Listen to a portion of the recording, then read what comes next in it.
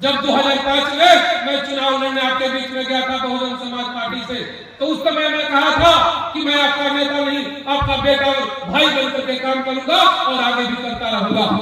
जैसे कि हमारे नेता नीतीश कुमार जी ने जो बिहार में पहले जो गुंडागर्दी हुआ करता था, अपहरण का कारखाना खुला हुआ करता था, उसको उन्होंने खत्म करने का काम किया, उसे समाप्त करने का काम किया। मैं तो यही जानता हूँ कि हमारे जो भी बच्चे बच्चियां, जो भी हमारे नौजवान साथी हैं, बुजुर्ग हैं, हमारे जनप्रतिनिधि बैठे हुए हैं, यहाँ सारे लोग आए हुए हैं, मैं सभी को प्रणाम करता हूँ कि आप लोग हमारे नेता नीतीश कुमार जी ने जो विकास का जो गंगा बहाने का काम किए, इसकी चर्चा होती है और आप ही करते हैं कि पहले का सरकार क्या था और आज का सरकार क्या है। तो यह हमारे नेता हैं।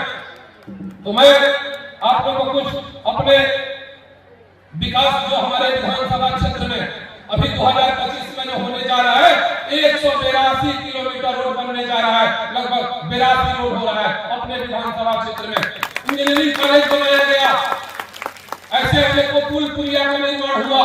यह सम्मान समारोह का आयोजन मैं हमेशा से करता हूं और आगे भी करता रहूंगा, इसे कोई रोक नहीं सकता है। विकास की जो कड़ी है वो चलती रहेगी।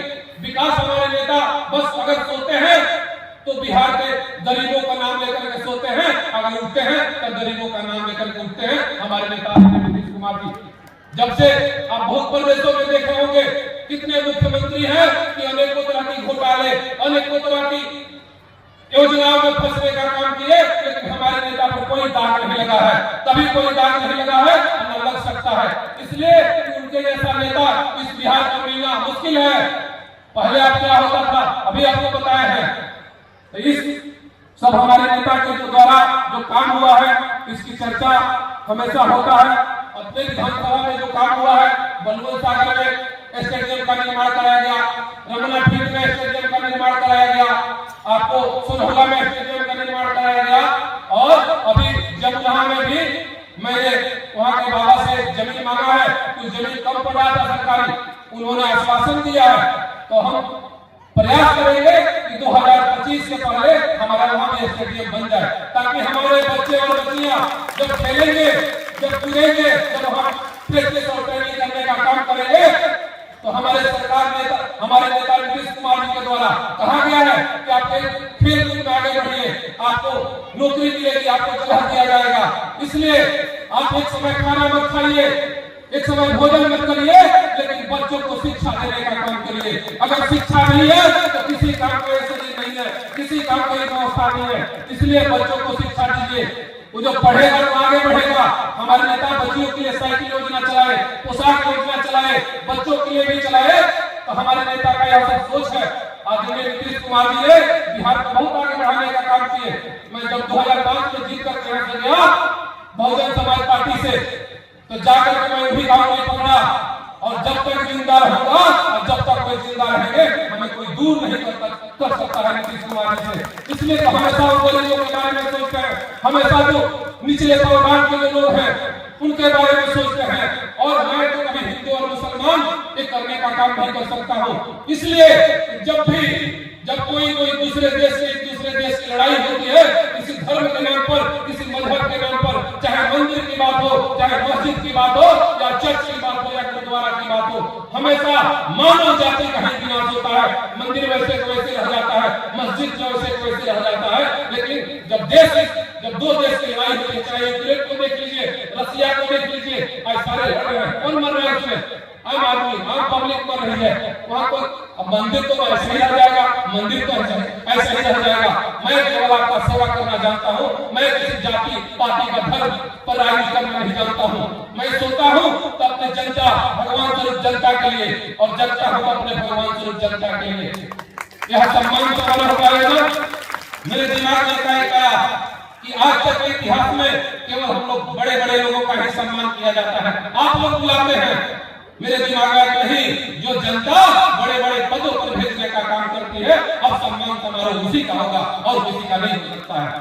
यह सब बात है, हम लोग बात करेंगे तो बहुत समय लगेगा।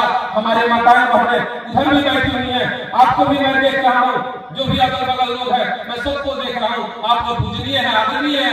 मैं कभी आपकी जो यह सेवा है, हम लोग कभी इसको भूल नहीं सकते हैं। मेरा मुकेश पांडे 24 घंटा आपके बीच में रहने का काम करते हैं। उतना जल्दी 102 एम्बुलेंस नहीं पहुंचेगा, लेकिन किसी के दुख में सबसे पहले पहुंचने का काम करते हैं। चाहे किसी की शादी हो, विवाह हो, कन्या हो, चालीसा हो, सबसे पहले पहुंचने का काम मुकेश पांडे जी करते हैं और करते रहेंगे, आगे भी करते रहेंगे। कि आपके सेवा में तत्पर रहेंगे। मैं जो यहाँ बैठ कर आपका हमेशा आपके बारे में सोचता हूँ कि मेरे विधानसभा क्षेत्र में कौन सा योजना लाया जाए, हमारे गरीबों के लिए कौन सा योजना लाया जाए ताकि उनका भी पक्का मकान बने। इसलिए मैं 24 घंटा आपके बारे में सोचता हूँ। मैं तो कहता हूँ कि किसी के यहाँ शादी, विवाह, चालीसा, कन्या कुछ भी पड़ता है तो आप यहाँ कार्ड ला करके दीजिए और हम लोग सहयोग भेजने का काम करेंगे और यह हमेशा चलते रहेगा, इसको कोई रोक नहीं सकता है। इसलिए आप लोग सहयोग कर रहे हैं। अब सम्मान समारोह का भी कार्यक्रम चलेगा। जो भी हमारे व्यवस्था देख रहे हैं, बहुत अच्छे से सब लोग देख रहा है, चाहे मीडिया कर्मी है, ये लोग भी अच्छे से न्यूज को कवर कर रहे हैं। मैं इसलिए कवर कराना चाहता हूं कि अब अगर किसी को राजनीति नहीं करना पड़ेगा, राजनीति छोड़ दीजिए, जनता का सेवा करिए, इससे बड़ा धर्म कुछ नहीं है। लोग विधायक एमपी तो बनते रहेंगे, जाते रहेंगे, आते रहेंगे, लेकिन सबसे बड़ी अगर कोई पूंजी है तो वह सेवा है। सेवा ही धर्म है, इससे बड़ा कोई धर्म नहीं हो सकता है।